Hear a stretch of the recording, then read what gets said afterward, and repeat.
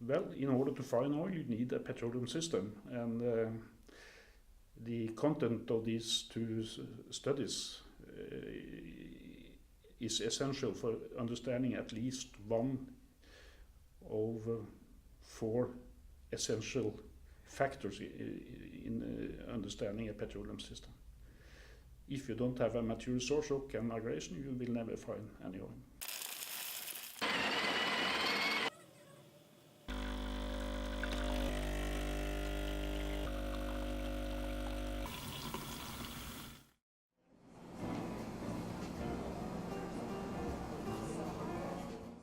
Welcome to the first of a series of ExploCrowd Coffee Talks. In this episode, we are talking to Torbjørn Throndsen from Throndsen about his new regional petroleum system studies covering the entire Norwegian North Sea and Barents Sea, how they came about, and why they are so important for petroleum exploration. The idea was quite simple. It was not only one idea, it was actually the 3 points. One important idea is that I have been for many years wanted to have some depth maps for my own, where I could build petroleum systems at atlases for the Norwegian shelf. I do have all the well data I need, I have the experience, but I don't have good well data. Secondly, I had for many years that very good cooperation with ExploCrowd, and I know the competence, and I know also that they could produce excellent maps. So that was the second point. And the third point is I know that they needed a project at that time, so this was just a lucky combination for me.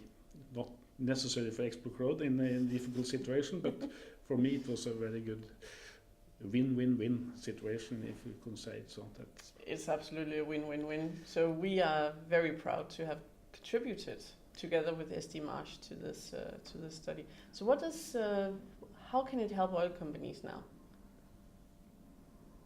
Your studies. The studies should be are almost tailor-made for licensing rounds.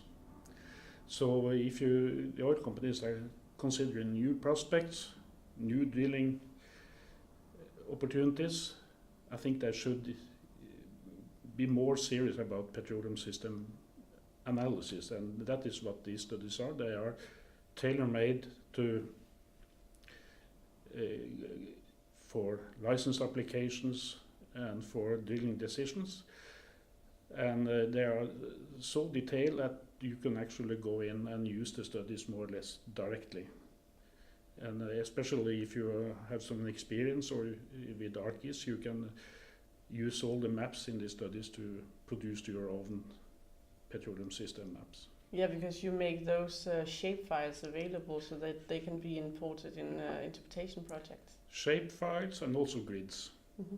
So the ArcGIS is not only shape files, but there are actually grids or maps that can be used directly for calculations of volumes, expelled volumes, timing, and so on. These studies contain all essentials about the source rocks: maturity, timing, quality, volumes, and so on.